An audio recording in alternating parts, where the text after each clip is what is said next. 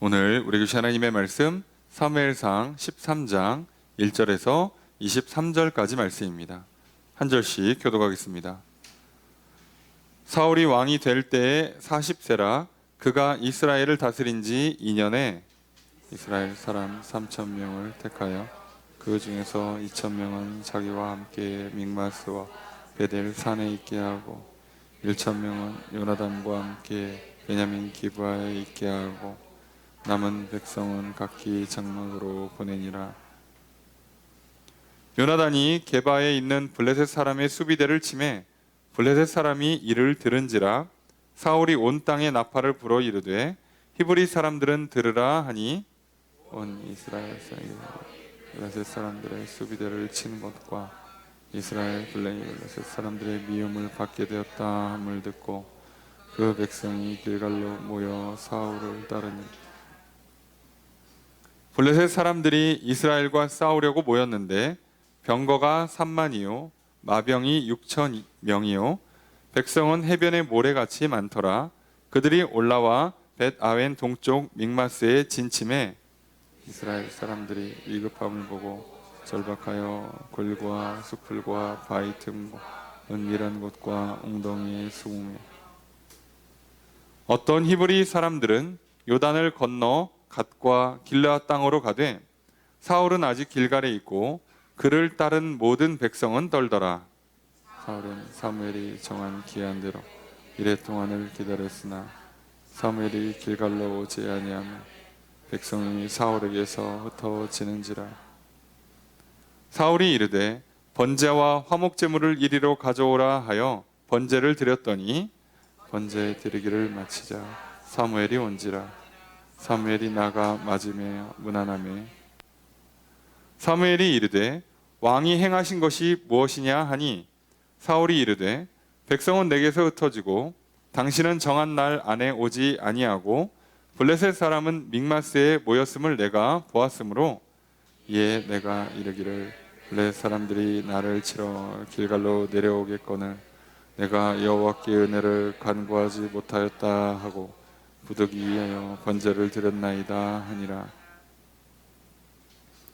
사무엘이 사울에게 이르되 왕이 망령 때에 행하였도다. 왕이 왕의 하나님 여호와께서 왕에게 내리신 명령을 지키지 아니하였도다. 그리하였더라면 여호와께서 이스라엘 위에 왕의 나라를 영원히 세우셨을 것이거늘 지금은 왕의 나라가 길지 못할 것이라. 여호와께서 왕에게 명령하신 바를 왕이 지키지 아니하였으므로 여호와께서 그의 마음에 맞는 사람을 구하여 여호와께서 그를 그의 백성의 지도자로 삼으셨느니라 하고 사무엘이 일어나 길갈에서 떠나 베냐민 기브아로 올라가니라. 사울이 자기와 함께한 백성의 수를 세어보니 600명 가량이라. 사울과 그의 아들 요나단과 그와 함께한 백성은 베냐민 게바에 있고 블레셋 사람들은 믹마스에서 진쳤더니 노략군들이 세 대로 블레셋 사람들의 진영에서 나와서 한 대는 오브라 길을 따라서 수알 땅에 이르렀고 그들은 길을 향하였고 한 대는 광야 쪽으로 스보임 골짜기에 내려다 보이는 지역길로 향하였더라. 그때에 이스라엘 온 땅에 철공이 없었으니 이는 블레셋 사람들이 말하기를 히브리 사람이 칼이나 창을 만들까 두렵다 하였음이라. 온 이스라엘 사람이 각기 보습이나 삽이나 도끼나 괭이를 베리려면 블레셋 사람들에게로 내려갔었는데 곧 그들이 괭이나 삽이나 쇠스랑이나 도끼나 쇠채찍이 무딜 때에 그리하였으므로 싸우는 날에 사울과 요나단과 함께한 백성의 손에는 칼이나 창이 없었고 오직 사울과 그의 아들 요나단에게만 있었더라. 함께 읽습니다. 블레셋 사람들의 부대가 나와서 믹마스 어귀에 이르렀더라. 아멘. 자리에 앉으시기 바랍니다. 할렐루야. 거룩한 주일 주님 전에 나와 예배드리시는 성도님들을 주님의 이름으로 환영합니다. 우리 옆에 있는 분들과 사랑의 기절 나누겠습니다. 인사합시다. 사랑합니다. 축복합니다. 시간 주 앞에 나와 예배드리시는 성도님들에게 주님의 크신 은혜가 함께 있기를 주의 이름으로 축복합니다. 우리는 주일날 예배 시간을 통하여서 사무엘상 말씀을 살펴보고 있습니다. 이제 사울이 왕으로서 세워지고 전쟁까지 치러서 이제 제대로 된 왕정이 시작되었습니다. 그런데 이렇게 사울을 필두로 해서 암몬과의 전쟁을 치르고 승리하고 돌아온 그들을 향해 사무엘의 은퇴 설교, 고별 설교는 의외로 그들을 향해서 책망을 하고 경고를 합니다. 그리고 그것이 얼마나 죄악된 것인지를 보여주기 위해서 그 건기에 큰 비를 내리게 합니다. 그걸 통해서 이스라엘 백성들이 이제 회개하고 하나님 앞에 돌이키게 되죠. 그들은 분명히 깨달았어요. 이게 우리가 그동안 죄를 지은 거에다가 왕을 구하는 죄까지를 더 플러스했구나. 왕을 구한다는 것은 하나님을 왕으로 모시지 않겠다는 뜻이 됩니다. 내가 왕이 되면 나를 다스리고자 하시는 하나님과 왕권을 놓고 무조건 싸움이 일어날 수밖에 없어요. 그러니까 내가 왕이 되겠다, 내 뜻대로 살겠다고 하는 것은 단순히 그냥 말을 안 듣거나 단순히 고집을 부리는 수준의 문제가 아니라 왕과 왕 사이에 일어나는 전쟁이 펼쳐지는 겁니다. 그것이 얼마나 큰 죄악인지, 그 죄악의 결과로 나는 패배할 수밖에 없는, 내 인생에서 복이 떠나고 생명이 끊어지고 저주가 임할 수밖에 없다는 걸 우리는 분명히 알아야 합니다. 그러나 하나님께서는 이스라엘 백성들이 필연적으로 왕정 체제를 갖출 수밖에 없고 인류 역사가 발전하면서 왕정이라는 이런 시스템이 들어올 수밖에 없다는 걸 아세요. 그래서 하나님이 주실 때 하나님의 방법으로 세워졌어야 되는 걸 이들이 때를 써서 조급하고 욕심을 부려서 미리 땡겨온 게 문제예요. 그런데 그들을 향해서 사무엘은 뭐라고 얘기하냐? 너희들이 이미 죄를 진 건 어쩔 수 없고 천천히 기다리고 제때 받았으면 참 좋았을 것을 괜히 욕심부리고 때를 써서 미리 받은 건 이미 잘못된 거예요. 문제가 이미 벌어진 거예요. 어쩔 수 없습니다. 자, 이것 때문에 생기는 필연적인 그 불편한 일들, 충돌들 또는 그것 때문에 발생할 수밖에 없는 여러 가지 문제들은 맞닥뜨려야 돼요. 그런데 그걸 향해서 사무엘은 백성들에게 뭐라고 얘기합니까? 너희는 그럼에도 불구하고 계속해서 여호와를 잘 섬겨라 라고 얘기하죠. 여러분, 오늘 우리들이 지난 한 주의 삶 가운데 어떤 삶을 살았든지 간에 우리가 오늘 해야 될 게 있다면 내가 지난주에 기도하거나 내가 지난주에 살았던 것들이 조금 욕심부린 건가? 조금 속도를 좀 빨리 해서 괜히 조급하게 미리 받아서 이거 오히려 더 문제가 생기는 거 아닌가? 그럴 수 있어요. 하지만 우리 입장에선 이미 지난 과거를 어찌할 수가 없습니다. 그래서 우리가 오늘 할 수 있는 최선은 하나님의 은혜를 구하는 거예요. 그리고 사무엘도 이미 벌어졌고 사무엘 본인이 사울에게 기름 부어줬고 사무엘이 그 왕정을 허락했고 하나님의 뜻을 전달한 사람 입장에서도 사무엘도 이미 벌어진 일을 어떻게 할 수가 없어요. 죄라는 걸 알고 있고 이건 문제가 된다는 걸 뻔히 알아요. 그래도 일은 이미 벌어졌어요. 그걸 향해서 사무엘은 백성들에게 마음을 다해서 여호와를 섬기라고 얘기하면서 본인도 기도를 멈추지 않겠다고, 본인도 하나님의 뜻을 가르치는 것을 멈추지 않겠다고 얘기합니다. 여러분, 오늘 우리들이 죄를 진 건 사실상 이제 어쩔 수 없어요.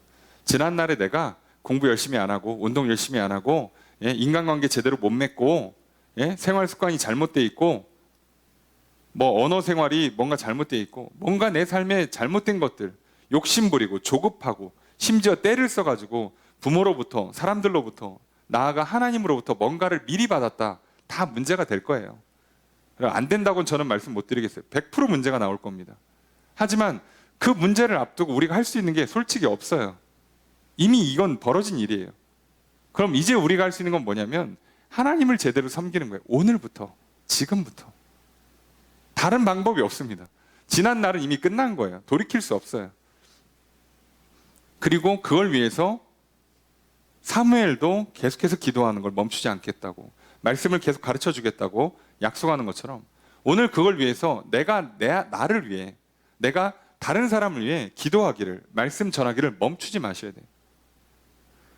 옆에 있는 뭐 배우자든 부모, 형제, 자녀든 뭐 가족이든 친척이든 친구든 동료든 누구든 간에 이게 옆에서 좋은 얘기를 해줬는데 꼭 안 듣고 사고 치는 사람들이 있잖아요.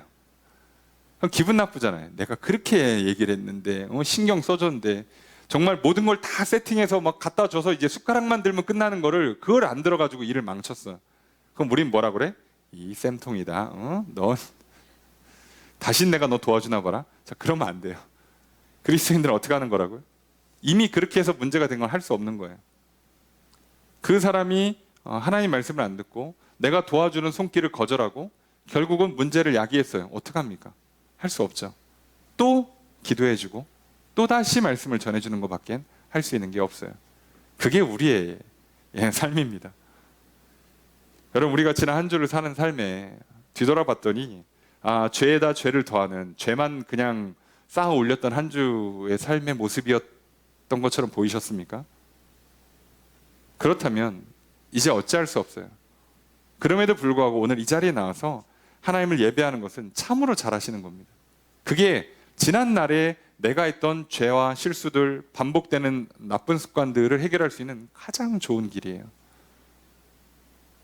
오히려 기도를 멈추는 것이, 말씀을 거절하는 것이 더 큰 죄입니다. 오늘 이 시간 주 앞에 나와서 하나님께 나의 죄를 용서해 주시기를 간구하십시오. 하나님께 내 영혼을 깨끗게 씻어 주시기를 구하십시오. 그리고 내 영혼을 새롭게 변화시켜 주시기를, 우리가 중생이라고 표현하고 거듭난다고 표현하는 것처럼 다시 태어나게 해주시기를 구하십시오. 그렇게 함으로 말미암아 하나님께서 나를 깨끗게 씻어주시고 나를 새롭게 다시 태어난 사람으로 바꿔주실 때만 지난 날의 나의 모든 문제들이 씻겨질 것이요, 나는 새로운 삶을 살게 될 것입니다. 그래서 내가 여태까지 지었던 모든 죄악들은 하나님부터 용서받고 그것 때문에 필연적으로 다가오는 문제들은 최소한으로만 오게 될 것입니다. 그게 오늘 내가 할 수 있는 최선이죠. 그러니 오늘 이 하나님의 은혜의 자리에 나오셨으니 은혜를 구하시고 그 은혜를 받아 누리십시오. 저는 한 주의 삶을 그래도 참 말씀대로 기도하면서 말씀에 순종하면서 참으로 거룩한 삶을 사셨습니까? 정말 잘하셨습니다. 그 거룩한 삶을 계속해서 살아갈 수 있도록 오늘도 내 영혼에 넘치도록 믿음을 채워주시고 사랑으로 충만하게 채우시기를 구하십시오. 지난 한 주의 삶에 베풀어 주신 은혜에 감사드리시고 또 그 은혜가 계속되기를 간구하십시오. 그러면 그 삶을 계속 누리게 될 것입니다.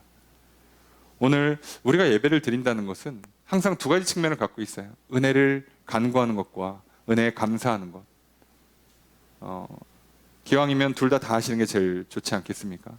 지난 날에 베풀어 주신 은혜에 감사드리시고 또 여전히 부족하고 또 죄악에 더럽혀지고 뭔가 반복되고 있는 잘못된 문제들을, 해결되지 않은 나의 삶의 문제들을 놓고 은혜를 간구하십시오. 하나님은 나의 영혼을 새롭게 하시는 것부터 시작해서 나의 삶을 변화시켜 주실 것입니다. 오늘 이제 이스라엘 백성들이 왕을 세운 잘못은 이제 어쩔 수가 없어요.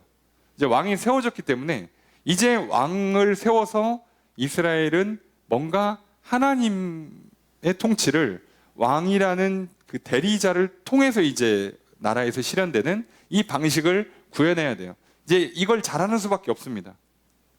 생각보다 왕을 빨리 세웠기 때문에 준비는 덜 됐지만 이미 벌어진 이상 어쩔 수 없어요.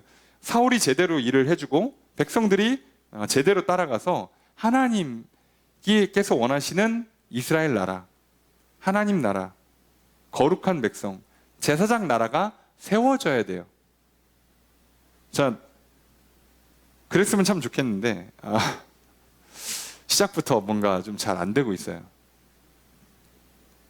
자, 여기가 우리가 두려워하는 장면입니다. 무슨 얘기냐면 우리가 생각보다 빨리 왕이 세워졌을 때 어떤 문제가 생기냐면 이런 문제가 생겨요. 빠른 것이 생각보다 좋지 않습니다. 현대의 많은 사람들은요, 빠른 것을 좋은 것이라고 간주합니다. 그래서 남들보다 빨리 성장하고 빨리 부와 명예를 누리는 것이 성공이라고 생각을 해요. 네, 하나님 나라에서는요, 성경에서는 빨리 가는 것이 좋은 것이라고 말하지 않습니다. 성경은 속도에는 관심이 없어요. 경우에 따라서는 빨리 가기도 하고요, 느리게 가기도 합니다. 속도 자체엔 관심이 없는 거예요. 성경은 하나님께서는요, 하나님과 함께하느냐에만 관심이 있어요. 하나님께 속도를 올리면 올리는 거고요, 늦추면 늦추는 거예요. 하나님과 함께할 때 어떻게 보면 가장 적절한 속도, 그래서 가장 안전하게 가장 좋은 결과물을 만들어낼 수가 있는 거죠. 여러분, 빨리 갔는데 잘못 가면 돌아와야 되잖아요. 그럼 더 느립니다. 힘은 2배로 들고요. 근데 또 너무 느리게 가면 제 시간에 도달을 못 하잖아요. 그러니까 하나님과 함께하는 게 중요한 거예요. 우리는 자꾸 속도에 매이는데요, 아니죠. 자, 이렇게 속도에 매였던 이스라엘 백성들, 그리고 역시나 그 문제가 지금 잘 안 풀리고 있는 사울, 이 어떤 실수를 하는가. 그래서 이스라엘 백성들은 이제 초대 왕을 세우자마자 초대 왕이 갈려나가는, 바뀌어야만 되는 이 안타까운 장면을 왜 맞이하는가. 그렇다면 오늘 우리는 어떻게 하나님의 나라, 하나님의 백성으로 살아갈 것인가. 내가 하나님께서 거하시는 성전이 되고, 내가 하나님이 통치하시는 하나님의 나라가 되고, 그래서 내가 천국을 맛보고 누리는 삶을 도대체 어떻게 살 수 있는가.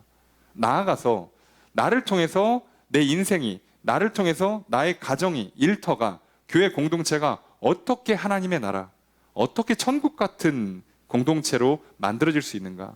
오늘 우리 말씀을 통해 살펴보려고 그래요.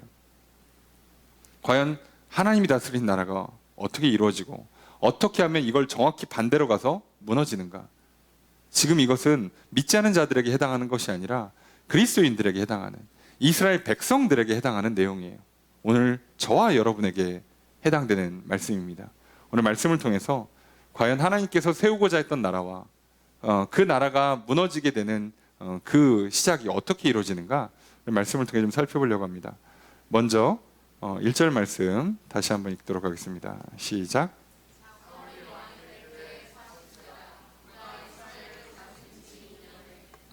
자, 사울이 왕이 될 때 나이를 40으로 알려줍니다. 이 당시 40세의 왕이 되면 뭐 빠르다고도 못하고 느리다고도 못하고 뭐 적절한 나이라고 보시면 돼요. 예. 뭐 초대 왕이니까 너무 빨리 될 수도 없고. 예. 벌써 아들이 있죠.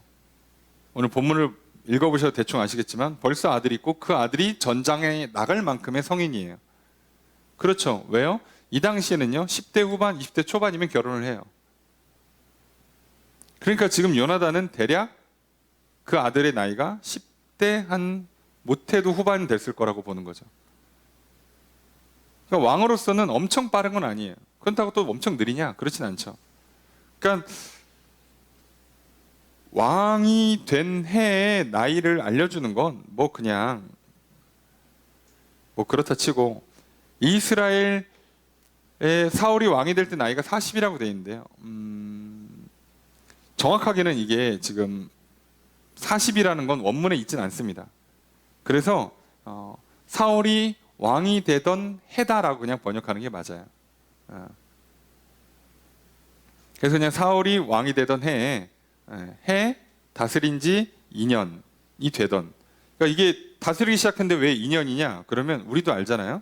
자, 그 1월 1일 기점으로 해가 바뀌는 것처럼 왕이 되고 나서와 달력상에 이게 안 맞으면 우리도 12월 31일 날 태어난 애는 다음 날 2살이 돼요. 자, 이렇게 이런 식으로 사울이 왕이 된 거랑 이스라엘 절기상 해가 바뀌는 거랑이 안 맞으면, 사울이 왕이 된 지 한 3달밖에 안 지났는데 통치한 기간은 2년이 되는 거죠. 이렇게 지금 잡힌다고 이해하시면 돼요. 사울이 왕이 된 그 해가 벌써 2년 차가 돼버리는 일이 된 거죠. 그러니까 얼마 안 됐다는 얘기예요. 왕이 된 지 얼마 안 됐을 때.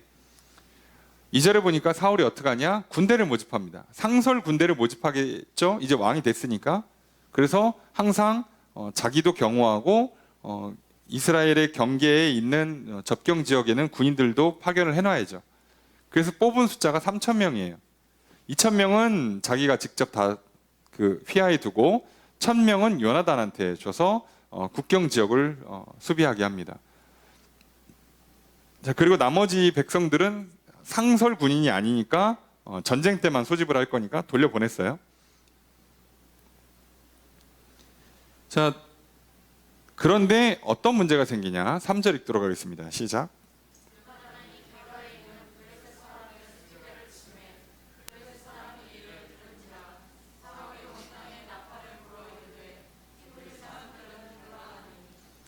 자, 요나단이 게바에 있는 블레셋 사람의 수비대를 쳤어요. 이 당시에는 구조가 어떻게 되어 있냐면 블레셋이 이스라엘 전체 지역의 구석구석에 와서 이렇게 진을 형성하고 있어요. 오늘날은 말도 안 되겠지만 옛날은 그랬어요. 무슨 뭐 국경에다가 뭐 철조망 쳐놓고 있는 게 아니기 때문에 그 옛날처럼 이렇게 행정체계가 제대로 돼 있지 않아서 다스려지지가 않아요. 그러니까 블레셋 사람들이 이렇게 군대가 주둔하면서 그 지역을 자꾸 이렇게 약탈하는 거죠. 일종의 그 총독부처럼 지배를 하기 위해서 군대가 이렇게 지역에 상설을 했었어요. 그러니까 주로 접경지에 많이 그런 일이 일어나겠죠. 현재 이스라엘은 블레셋으로부터 완전히 자유롭지 못해요. 다시 말하면 블레셋이 언제든지 마음먹으면 그냥 뺏겨요. 약탈당해요. 조공을 바치는 입장이에요. 자, 그래서 왕을 더 원했던 거잖아요. 그게 싫어서. 그렇다 보니까 지금 군대를 만들고 접경 지역에 요나단한테 1000명 붙여가지고 보냈더니 당연히 무슨 문제가 생겨요? 충돌이 나죠. 싸움이 납니다. 자, 여러분 이걸 잘 보셔야 돼요. 우리가 인생을 살면서 뭔가 일을 하려고 하면 무조건 충돌이 납니다. 그리스도인들이 충돌을 자꾸 안 나는 걸 선호해요. 갈등이 없는 것이 평화다. 여러분 군대가 없는 게 평화가 아니고요. 군대를 갖추고 있어야 평화가 있는 거죠. 하나님께서 우리에게 평안을 주시는 건 하나님께서 악한 세력들과의 싸움에서 승리하셨기 때문에 우리에게 평안을 주시는 거지, 승리가 없으면 평화가 없는 거예요. 그럼 반대로 얘기하면요, 우리 인생에서요, 전쟁 자체가 안 일어날 수가 없는 거죠. 전쟁이 없이는요, 승리도 없고 성공도 없고 평안도 없는 거예요. 그러니까 우리가 이 땅에 살면서 뭔가 내가 생각을 정했다, 뜻이 정해졌다, 그럼 무조건 충돌이 나요.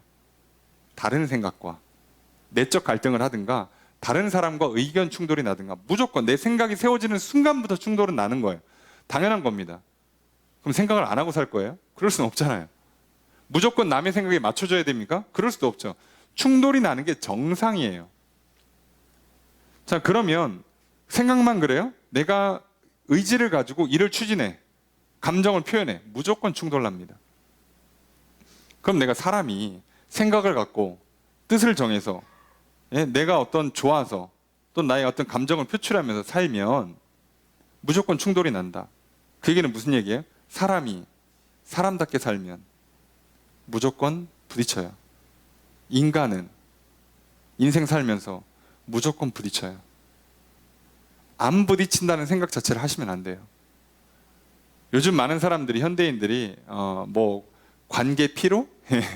라고 해서 사람과 사람 사이 치여 사는 거 싫어서 나는 그냥 혼자 있을랜다. 그래서 뭐 혼자 살고, 뭐 취미생활도 혼자 하고, 심지어 뭐 술도 혼자 마시고, 그게 좋다 그러죠. 나중에 은퇴하면 시골로 들어가서 조용한 데서 그냥 뭐 섬에 들어가서 혼자 살아야지. 자, 그렇게 살면 인간성을 잃어요. 인간답지를 못해요, 오히려. 왜요? 내가 뭘 해낼 수가 없어요. 인간으로서 살아가면 무조건 충돌이 나게 돼 있는 게 정상인 거예요. 왜요? 아니, 이스라엘이라는 족속이 나라를 만들면 블레셋 족속이랑 부딪히게 돼 있는 거예요. 그 안 부딪히다는 얘기는 뭐예요? 지금처럼 지배를 당해야 된다는 뜻이거든요. 지배를 당하면 이건 나라야? 이게 나라입니까? 그렇잖아요. 그럼 이스라엘은 뭐 종으로 살아요? 반대로 내가 사람으로 살고 인격으로 살고 인간답게 살겠다 그러면 다른 사람이랑 부딪혀야죠. 이게 무조건 싸우라는 얘기가 아니라 당연히 다른 생각과 충돌이 나서 네 생각은 나랑 다르구나. 그럼 우리 좀 의견을 좀 이렇게 통일을 좀 해볼까? 아니면 오늘은 내 뜻대로 해보고 내일은 네 뜻대로 한 번씩 해볼까? 등등등. 아, 나는 기분이 되게 좋은데, 아, 너는 기분이 되게 나쁘구나. 오늘 우리 조금 서로 좀 떨어져 있어야겠다. 뭐 라든가 뭔가 부딪혀야 되는 거 아니에요. 그래야지 사람이 되는 거예요. 자, 그러니까 부딪히는 걸 두려워하지 마십시오. 이 땅에 사는 모든 사람들에게 하나님께 주시는 말씀은요, 강하고 담대하라예요. 힘을 내고 용기를 내서 사십시오. 갈등을 두려워하지 마십시오. 많은 사람들은요, 자꾸 저는 이렇게 TV나 책들을 볼 때마다 좀 답답한 게 뭐냐면 갈등을 피하는 기술을 가르쳐 줘요. 전문가들이 나와서 많이 배우신 분들이. 아니, 갈등을 피하면 뭐가 되냐고. 뭐가 되냐고.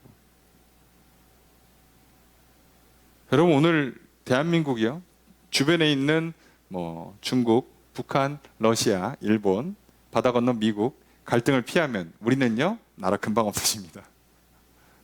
예? 이렇게도 하고 저렇게도 하고, 뭐 정치인들이, 국회의원이, 뭐 대통령이 뭐 하면 누구는 잘했다 그러고 누구는 욕하고, 예. 그게 정상인 거예요. 이해가 되십니까? 그게 정상이라고. 그게 민주주의죠. 근데 그거에 반대된 나라들은 어떻게 해요? 그냥 대통령이 또는 왕이 해, 그럼 그냥 가는 거죠. 이게 죄송한 표현이지만 그게 백성입니까? 그게 사람이에요? 지금 러시아 이제 군인들 착출해서 뉴스가 좀 나왔잖아요. 강제로 징용을 하니까, 군인들이 이제 부족하니까. 아니, 현대에서 상설 군인이 아니야. 의무병이 아니에요. 그럼 내가 왜 끌려가냐고. 내가 세금까지 냈는데 왜 끌려가냐고. 내가 자발적으로 자원하는 것도 아니고 끌려가냐고. 그럼 나는 뭐예요? 나의 인격이라는 게, 나의 주권이라는 게 있는 겁니까? 없는 거죠. 그게 사람이에요? 내가 하고 싶은 대로 할 수가 없잖아요. 이해되시죠? 그런데 또 저기 위에서는 반발이 날 것 같으니까 좀 많이 배우시고 집안 좋은 사람들은 빼주고 노동자들만 이렇게 착출해서 데려가잖아요. 문제가 더 심각해지죠. 오늘 우리가 잘 기억하셔야 돼요. 그렇다면, 자, 나라가 세워지려면 다른 나라랑 부딪히는 걸 피할 수 없어요. 자, 이걸 조금만 더 우리의 관점을 열어서 영적인 세계를 한번 봅시다. 내 안에 하나님의 나라가 세워지면 당연히 뭐랑 부딪히겠어요? 사단과 부딪힙니다. 그러니 영적 전쟁을 피할 수가 있겠어요? 우리가 하나님의 나라가 된다, 하나님의 백성이 된다, 천국을 맛보겠다, 여러분 그냥 가만히 앉아서 아, 좋다, 평안하다, 이렇게 될 것 같습니까? 그건 어림도 없는 얘기예요. 수많은 죄의 유혹과 죄 거짓의 속임과 엄청난 싸움을 싸워야 돼요. 물론 하나님께서 빛을 비춰주시고 진리를 가르쳐주시면 분별은 잘 될 거예요. 하지만 싸우셔야 돼요. 유혹이 온다니까, 놀자, 죄를 짓자, 이거 좋은 거 아니겠냐라고 속일 때 분별하시고 싸우셔야 돼요. 뭐 천국 같은 하나님 백성 됐으니까 아, 좋다, 그냥 이렇게 살다가 죽으면 천국 가나 보다, 아, 좋은 게 좋은 거지, 그럴 리가 없죠. 그건 안 되는 겁니다. 심지어 이 영적 전쟁은요, 사단과의 싸움은요, 내 영혼에 생사를 놓고 싸우는 거예요. 죽으면 지옥입니다. 패배하면 지옥이에요. 그러니 어떻게 해야 돼요? 우리는 하나님의 나라가 저절로 이루어지는 게 아니기 때문에 하나님께 늘 은혜를 구하고 하나님 편에 서는 작업을 해야 돼요. 그래서 당연히 사무엘이 얘기한 것처럼 기도하기를 멈추시면 안 되고 말씀 앞에 서는 걸 멈추시면 안 된단 말이에요. 너무 당연하죠. 아유, 뭐 우리는 3대째 믿는 집안인데 뭐 저기 나 대신 남편이 뭐 오늘 예배드리고 오면 나는 뭐 저기 나중에 패키지로 천국 가겠지. 어림도 없는 소리 하지 마세요. 예? 내가 자녀를 위해 기도해 주니까 너는 좀 바쁘니까, 요즘 사업 때문에 바쁘고 공부하느라 바쁘니까 너는 좀 쉬어, 내가 대신 가서 2배로 기도해 줄게, 될 것 같습니까? 각자가 생사를 놓고 싸우는 거예요. 이 쉬운 작업이 아닙니다. 이기는 자에게는요, 나라가 세워지고 평안을 누리고 복을 누리는 거고요, 지면 종이 되는 거예요. 생명을 뺏겨요. 노예가 됩니다. 당연한 일을 하는 거예요. 그런데 오늘 잘 보시면 요나단은 이 전쟁을 했잖아요. 먼저 선공을 했죠. 잘 보시면 이제 우리가 다음 주에 살펴볼 본문까지 보시면 요나단이 믿음이 좋아요. 사실 요나단은 정말 어떻게 보면 아버지 잘못 만난 죄밖에 없는 하나님 뜻이겠지만 참 안타까운 인물이에요. 어떻게 보면 참 이런 인물이 이렇게 단명하는 것 자체가 나라의 손실이죠. 예. 정말 요나단은 그러니까 뭔지를 알고 있는 거예요. 이거는 적당히 이렇게 경계에서 대치하면서 야 넘어오지 마, 우리도 안 넘어갈게, 요 정도 선에서 우리 좀 좋게 지내자 하는 게 아니라 무조건 싸워서 영토를 확장시켜야 되는 거예요. 기습해서 뺏었습니다. 심지어 요나단은 싸움도 잘해요. 요나단도 전쟁에 패배한 기록이 없습니다. 다윗도 그렇지만 참 신기하죠. 그래서 먼저 쳐요. 수비대를 물려치면서 그 수비대가 이 지역 이만큼을 실효적으로 지배하고 있는 거를 다 회복해 오는 거예요. 자, 그러고 나니까 블레셋에서 안 거죠. 아, 쟤네 왕을 세웠다, 군대를 상설로 운영한다 라고 하니까 블레셋이 어떻게 해요?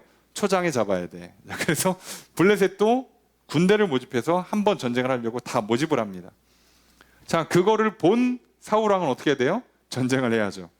자, 그래서 나팔을 불어서 전쟁이 일어났다는 걸 선포하고 군인들을 모집해요. 자, 그래서 오늘 4절에 보니까 자, 수비대를 쳤고 블레셋 사람들의 미움 받았고 길갈로 모이라고 그래요. 자, 그렇게 해서 모입니다. 자, 모인 사람들을 봤더니 5절에 보니까 블레셋 사람들은 병거가 3만이고 마병이 6천이에요. 그리고 백성들은 모래알처럼 많다고 되어 있습니다. 자, 이 고대 기록이다 보니까 살짝 말이 안 돼요. 병거가 3만이에요. 병거는 전차죠. 전차. 뒤에 이제 사람이 1명 내지 2명이 타고 있고, 그게 그 철갑으로 무장한 거에 이렇게 바퀴 옆에다 이렇게 막 살을 놓고 거기서 막 창 던지고 활 쏘고 할 수 있으니까 앞에 말이 끌어야 되잖아요. 그러면. 그런데 마병은 6천이에요. 보통은 이게 숫자가 바뀌어야 맞거든요. 예. 말이 더 많아야 돼요. 전차보단 말이 더 많아야 되는데 여긴 좀 뭔가 바뀌어 있어요. 아마 기록이 좀 정확하지 않은 게 아니겠는가 정도로 생각하시면 되고요. 자, 어쨌든 중요한 건 지금 이스라엘은 상설 군인이 3천인데 여기는 지금 병거만 3만이 왔어요. 자, 전력이 안 돼요. 이건 힘싸움에서는 무조건 이기지 못하는 싸움이 일어난 겁니다. 자, 우리가 그리스도인들이 하나님을 믿고 살아갈 때 이 문제를 부딪혀요. 우리가 세상을 살아갈 때요, 세상과의 싸움에서 힘싸움으로 승산이 없는 거예요. 세상에 뭐 이렇게 똑똑한 인간들이 많고 잘생기고 예쁜 인간들이 많고 체력 좋은 인간들이 많고 집안 좋은 사람 왜 이렇게 많고 뭐 성격 좋고 능력 좋은 사람들 왜 이렇게 많아. 그래서 이제 나도 예수 믿고 이제 복 받아보겠다, 나도 좀 멋진 성공한 인생을 살아보겠다 그랬더니 다 나보다 세. 못 이기겠어 아무리 봐도. 문제는 여기서 시작되는 거예요. 그런데 반대로 생각하면 하나님께서 우리를 왜 먼저 불러주셨을까요? 약하니까요. 성경은 분명히 얘기합니다. 이스라엘 선택하신 이유가 뭐라고요? 가장 적은 족속이었다고. 이 땅에는 모든 집안 중에. 그렇죠. 아브라함은 아들 하나 낳고 손자 둘 보고 증손이 12밖에 없어요. 그 집안이 얼마나 되겠어. 그래서 이스라엘을 민족을 크게 하나님 써주시겠다고 약속한 거죠. 가장 약하니까. 그럼 하나님은 어떻게 하시겠다는 거예요? 세상을 향해서 가장 약한 자에게, 이 세상은 힘싸움이 아니라 내가 다스리고 있다는 걸 보여줘서 이 나라를 세워서 가장 약한 이스라엘을 가장 강하게 높여줘서 하나님의 통치를 만방에 알려주고 이들이 제사장 나라 역할을 하게 만든 다음에 많은 사람들이 하나님 앞에 돌아오게 만드는 거예요. 이게 하나님의 계획이죠. 그럼 무슨 얘기? 우리도 마찬가지예요. 하나님 우리를 먼저 선택하신 이유가 뭘까? 가장 약하기 때문이에요. 하나님의 계획은 뭐겠어요? 나를 강하게 승리하게 만들어 주셔서 높여주신 다음에 나를 제사장으로 삼아서 많은 사람들에게 증언하고 증거하고 복음을 전파하게 만들어서 많은 사람들이 하나님께서 살아계시구나, 저렇게 연약하고 부족한 인생이 결국 복받고 승리하는 거 보니까 인생은 힘싸움이 능력 싸움이 아니라 하나님을 믿느냐의 싸움이었구나. 알고 돌아오게 만드는 거예요. 그래서 나도 살고 그 사람들도 살고 해서 다 같이 하나님 백성이 되게 만드는 게 하나님 계획이에요. 자, 그러니까 내가 연약한 건 사실이고 내가 연약해서 승리를 하느냐 못하냐는 문제가 안 되는 거예요. 왜요? 하나님은 연약한 나를 들어서 승리하게 만드실 거니까요. 여기는 군인만 3천이고 저기는 우리로 치면 탱크만 3만이란 말이에요. 어떻게 이겨요? 어떻게? 무슨 수로 이깁니까? 이길 수가 없죠. 자, 그러니까 자, 6절에 보면 이스라엘 사람들이 보니까 안 되겠거든. 아무리 봐도 안 되겠거든요. 그래서 어떻게 합니까? 절박하죠. 절박하죠. 위급해요. 절박해요. 자, 우리도 그렇잖아요. 자, 예수님 믿었어. 그래도 뭐 기도하니까 응답도 되고 뭐 마음의 평안도 있고 뭐 죄가 용서받아서 뭐 기분도 좋고 다 좋아. 아, 이제 천국도 갈 수 있을 것 같아. 기분이 좋아요. 자, 이제 남은 건 이 땅에서만 잘 살면 돼요. 그래서 이제 복 받아서 참 행복한 인생을 살아야지라고 봤는데 남들은 나보다 훨씬 더 빨리 가고 있어요. 훨씬 더 커. 막 벌써 자격증 막 10개씩 따놓고 뭐 성적과 스펙들이 막 화려하고 외모는 또 왜 이렇게 잘 갖고 놨어? 집안은 또 왜 이렇게 좋아? 주변에 도와주겠다는 사람들은 막 널려 있지? 나는 혼자인데 한 게 하나도 없어. 뭐지? 그럼 이제 어떤 생각이 드는 거예요? 여기 똑같죠. 위급하죠. 급해요. 나는 급한 거예요. 그리고 절박하죠. 자, 위급하다고 하는 건 좁다는 단어를 써요. 여러분, 우리가 위급하다고 얘기하는 건 잘 생각해요. 내가 마음이 급해지잖아요. 그 얘기는 반대로 얘기하면 시야가 좁아졌다는 뜻이에요. 여러분, 시야를 좀 넓게 여시고 하나님을 보시면요, 생각보다 인생에서 마음 급할 일이 별로 없어요. 아, 그런가 보다 하고 넘어가는 일들인데 원래 그렇잖아요. 원래 이게 좁게 보면 되게 커 보이는 거예요. 급해 보이고 이거 없으면 안 될 것 같지만 멀리서 보면 그냥 일부의 부품일 뿐이라고. 아, 그냥 다른 걸로 대충 덮으면 되겠구나 알 수 있는데 급하죠. 남들 다 하니까 나도 해야 될 것 같이 급하죠. 예, 좁아 보여요. 근데 아니에요. 뭐 한 6개월 뒤에 해도 되겠는데 내년에 해도 별거 없겠는데 똑같죠. 절박하다가 는 단어가 기본적으로는 그 수동태로 쓰이는데 이게 압박당하다는 얘기거든요. 그리고 피곤해진다는 얘기예요. 그래서 이제 다음 주에 보게 된 14장에서는 백성들이 피곤했다라고 쓴 단어가 여기 절박했다랑 똑같은 단어예요. 왜 우리가 절박하냐면 피곤한 거예요. 쉽게 얘기하면 힘이 없어. 힘들어. 그러니까 저거 아니면 안 될 것 같은 거예요. 그러니까 지금은 내가 갖고 있는 힘이 없으니까 내가 마지막 힘을 쥐어짜내서 저거를 딱 잡고 싶은 거예요. 그래야 될 것 같은 거죠. 시야는 좁아졌지. 그리고 그거를 지금 못 잡으면 안 될 것 같은데 지금 나는 힘이 없어서 딱 그거 한번 잡을 수 있을 것 같아요. 그러니까 악착같이 그걸 잡으려고 하는 거예요. 자, 그게 함정입니다. 사단은 우리를 그렇게 함정에 빠뜨려요. 속지 마십시오. 지금 안 하면 안 될 것 같은 일들 있죠? 예, 안 했을 때 문제되는 경우 거의 없습니다. 불과 몇 달 전에 지금이 마지막이니 그래가지고 영끌하신 분들 꽤 많아요. 이렇게 저렇게 뭐 주식도 코인도 또 아파트까지 영끌하신 분들 굉장히 많죠. 지금 못 잡으면 일생에 못 잡는다고? 그럴 리가요. 설마 살면서 단 한 번 기억 안 한다고? 아니, 대한민국이 전쟁 끝나고 여기까지 오는데 70년밖에 안 걸렸는데 내가 앞으로 살 일이 한 70년 남았는데 50년 70년 남았는데 그런 기회가 한 번도 안 온다고? 말이 됩니까? 근데 시야가 좁아지고 나는 지금 갖고 있는 돈이나 능력은 이거밖에 없으니 이때 모든 걸 끌어서 그걸 잡아야 된다고 자꾸 생각하는 거예요. 사단은 그리고 우리 속이는 거죠. 거기서 들어가면 망하는 거예요. 표현이 좀 그렇습니다만 이제부터 감당하기 어려운 일이 생겨요. 하지 마세요. 그러면 잘 보면 이 장면이 좀 특이한 거예요. 왜냐하면 지금 사울이 블레셋과의 전쟁이 요나단 때문에 촉발이 됐어요. 요나단은 믿음으로 싸우는 사람이에요. 뒤에도 나오지만 이 전쟁도 요나단이 결국 풀어서 승리를 만들어줘요. 그런데 사울은요, 하는 게 없어요. 이상하죠? 뒤에 보면 없어요. 그래서 지금 실제로 보면 어떤 사람들은 강을 건너서 아예 도망가 버렸어요. 근데 사울은 뭐하냐? 길갈에 있어요. 이게 말이 좋아서 그렇지 가만히 있다는 얘기예요. 뭘 해야지. 뭘 해야지. 아무것도 안 하고 가만히 있는 거예요, 사울은. 자, 그래서 여기서 우리가 문제가 생기는 거예요. 왕은 가만히 있고 백성들은 저기 너무 세고 나는 이거 안 하면 안 될 것 같은데 지금 아니면 안 될 것 같고 있는 힘을 끌어서 이걸 해야 돼. 그래서 많은 사람들이 어떻게 하는 거예요? 도망가기를 선택하는 거죠. 지금 튀어야 된다. 라고 하는 거죠. 그럴 거면 왕을 왜 뽑았어?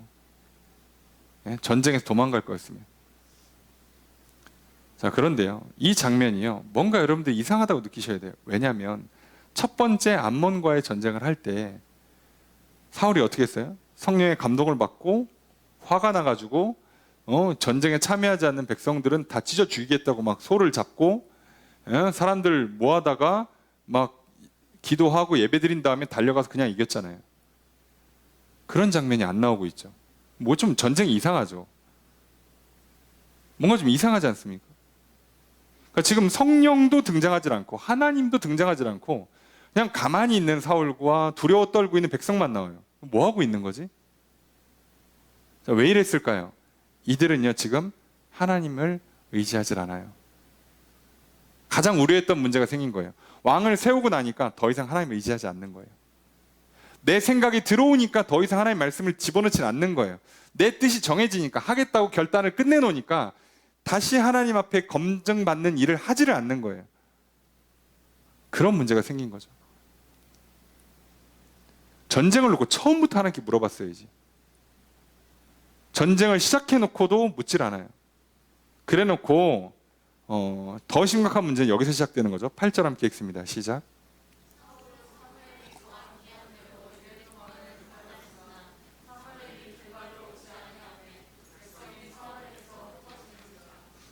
자, 이 장면만 읽으면 우리가 무슨 생각이 들어요?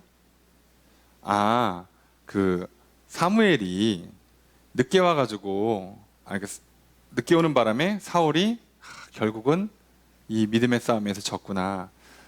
사무엘 좀 나이가 드시더니 이렇게 느려 사람이 좀 이 나라가 전쟁이 났으면 좀 빨리빨리 오시지. 자, 그런데 장면을 잘 보시면 해석은 크게 두 가지로 돼요.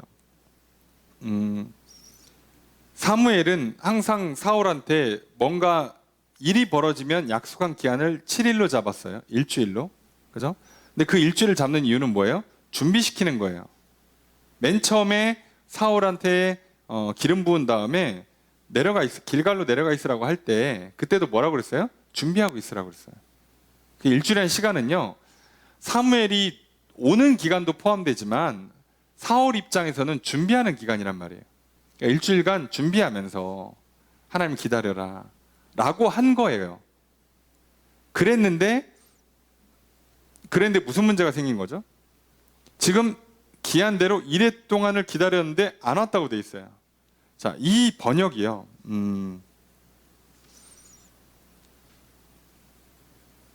직역을 하면 사무엘이 약속한 시간대로 사울이 7일을 기다렸다예요. 7일을. 자, 그러면 이게 기다렸다가 7일을 기다리고 나서 8일째 되는 날 이 사단이 난 거냐? 또는 이제부터 전쟁을 선포했으니까 7일을 기다리는 걸 시작하는 거냐예요.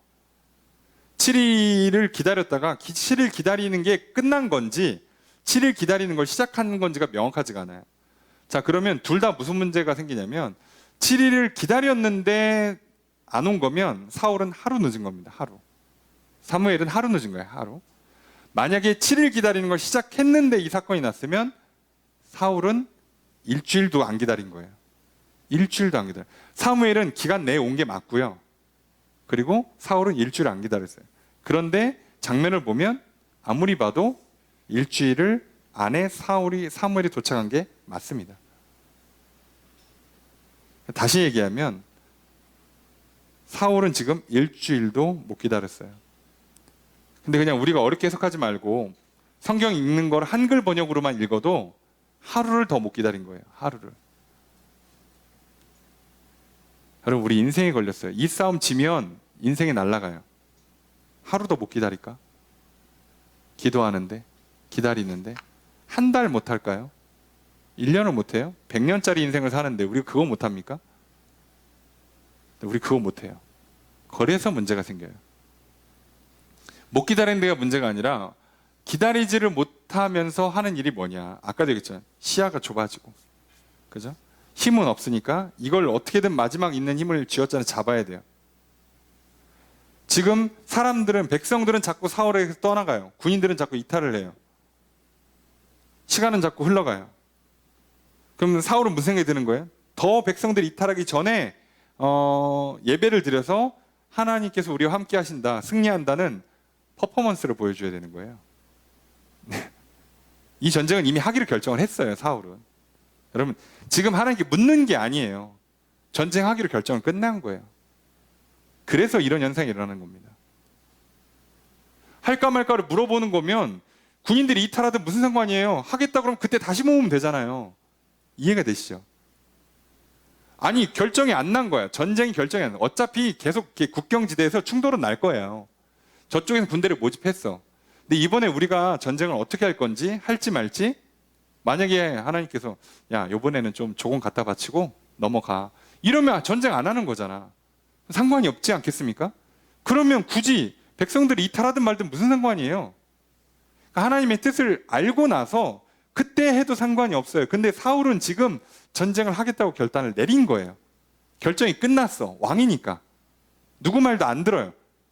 이제부터는 내가 결정을 하면 하나님은 도와주셔야만 되는 거예요. 반대로. 하나님 내 밑에 있는 거죠.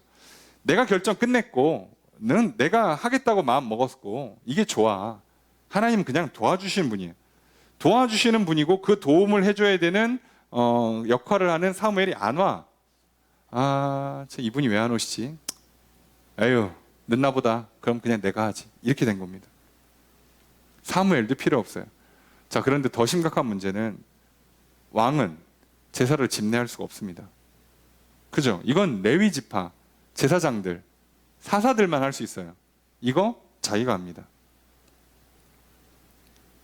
왜 이거 했다고 왜 하나님께서 사울을 버리시는가? 지금 하나님께서 정한 율법대로 하나님을 예배하는 데 있어서 집례할 수 있는 사람이 특정돼 있는데 사울은 그것도 신경 안 쓰는 거예요. 갈아엎어 버립니다. 자, 그럼 뭐를 엎은 거예요? 하나님 말씀을 갈아엎어 버리는 거예요.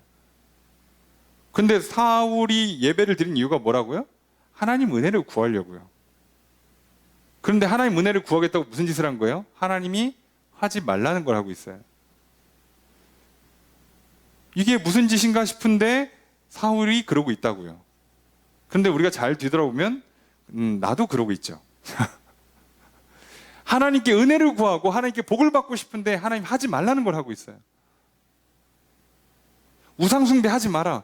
세상을 따라가지 마라. 내가 너를 책임져 주겠다 그랬는데 그래요, 하나님 날 책임져 주세요 그래놓고 나가서 우상숭배해요. 그러면요, 하나님 도와주시는 게 아니라 오히려 더 저주를 합니다. 우리는요, 이미 하나님께서 나의 왕이 되셨어요. 이걸 생각하셔야 돼요. 아직 왕을 결정하는 단계에 있는 게 아니라 왕이 결정 끝난 사람들이라고. 이제부터는 하나님 말을 안 들으면 하나님이 나랑 싸우신다고요.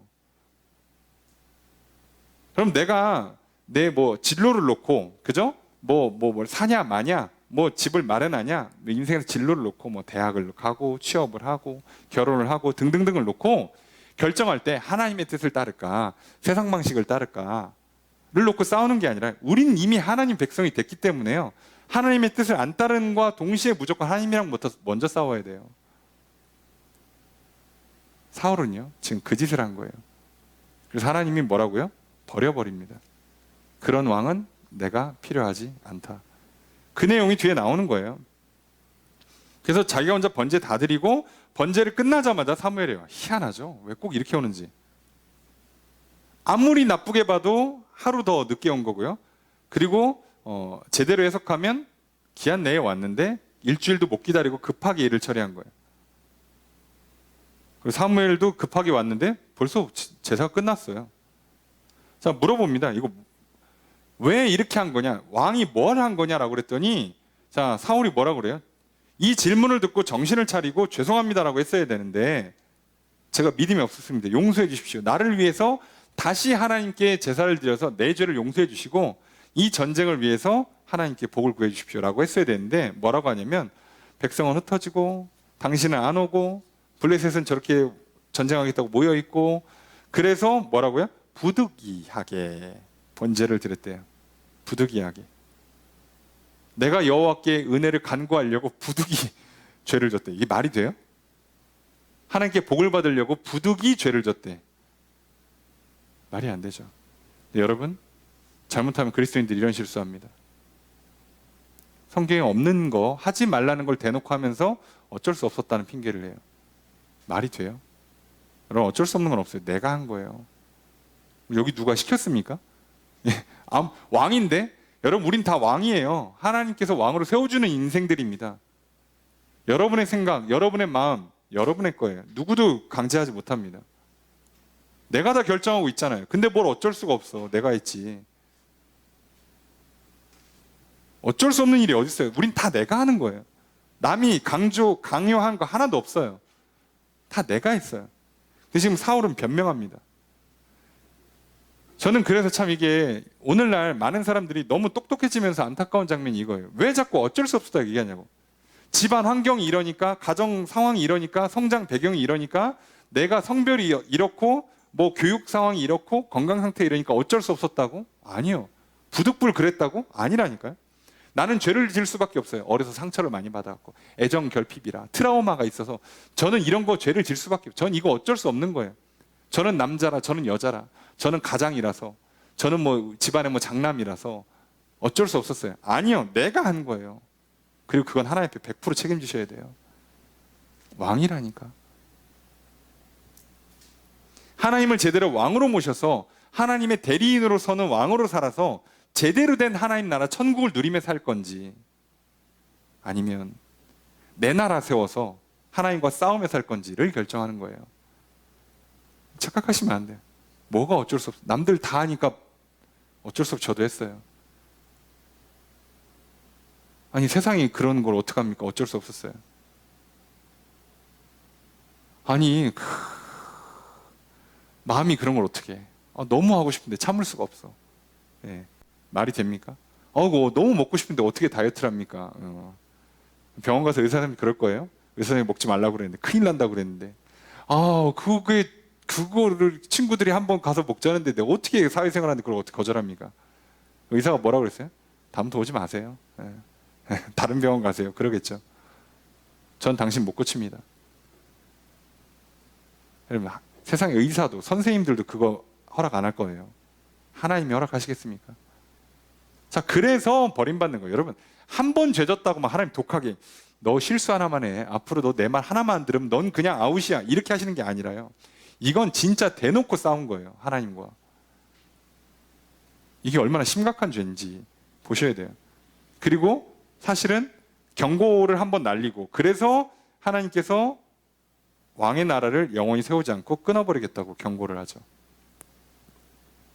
사실 실행이 안 들어갔어요. 이해되십니까? 실행이 안 들어갔어요. 만약 이걸 즉시 실행할 거 있으면 이번 전쟁에 사울을 죽여버리면 돼요. 근데 안 합니다. 그러면 이거 끝나자마자 사무엘한테 하나님께서, 야, 사울은 안 되겠다, 다른 사람 세우자 하시나? 안 하십니다. 기회를 주고 계시는 거예요. 근데 사울은 회개하지 않아요. 돌아오지 않습니다. 이거를 무려 2번이나 하죠. 예, 그래서 끝나는 거예요, 사울이. 자, 그래서 하나님께서 마음에 맞는 사람, 내 마음에 맞다가 뜻을 따른다는 얘기예요. 직역을 하면 마음에 맞다가 아니라 내 뜻에 맞춘다는 뜻이거든요. 그러니까 여러분, 하나님 마음에 드는 사람이 누구냐면 하나님의 뜻을 따르는 사람이에요. 뭐 감정적으로 feel이 통한다 이렇게 생각하지 마시고 그런 게 아니고요. 하나님의 뜻을 따르는 게 하나님 마음에 드는 거예요. 우린 그렇게 살아야죠. 그래야 백성의 지도자, 내가 내 몸을 잘 다룰 수 있는 왕으로 세워주시고요, 내 인생을 잘 다룰 수 있는 왕으로 세워주시고요, 내 가정을, 교회 공동체를, 일터를 제대로 다스리는 왕으로 세워주시는 거라고. 그래야. 이게 안 되면 다 날아가는 거예요. 왜요? 전쟁이 질 거니까. 자, 남은 사람이 600명이에요. 예, 어림도 없겠죠? 그런데 요나단이 뚫어서 나중에 이깁니다. 어차피 하나님은 상관이 없어요. 그리고 이게 얼마나 심각한 거냐면 무기도 안 좋아요. 이 사람들은 전쟁하려고 지금 셋으로 갈라서 이렇게 포위하고 있는데 군인은 600명 남았지, 철제 무기가 사울이랑 요나단밖에 없어요. 나머지는 철제 무기도 없어. 저기는 철병거가 3만인데 철제 무기도 없어요. 애시당초 못 이겨요. 여러분, 이렇게 말씀드려도 그렇지만 우리는요, 어차피 우리가 힘쓰고 애쓰고 노력해봐야 저 잘난 사람들 못 이겨요. 저 힘 있는 사람들 못 이겨요. 착각하지 마세요. 내가 조금 더 노력하면, 잠을 좀 덜 자고, 이를 악물고, 두 주먹 불끈 쥐고, 눈을 부릅뜨고 하면 그래도 따라갈 수 있지 않을까? 못 따라가요.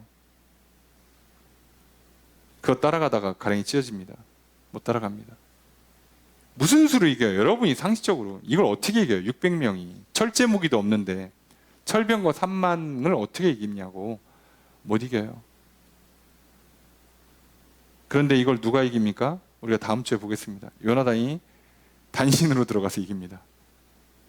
진짜 무서운 건 이거예요. 요나단이 홀로 뛰어들어가고 같이 하는 사람이 20명인가 밖에 안 돼요. 이게 말이 되나? 이거를 20명이 들어가서 이긴다고? 그것도 선봉에서 혼자 달려 들어가서, 이겨요. 여러분, 이게 하나님 방식이라고. 우리는 어차피 약해요. 인정하시자고. 우리의 강함으로 이기는 게 아니에요.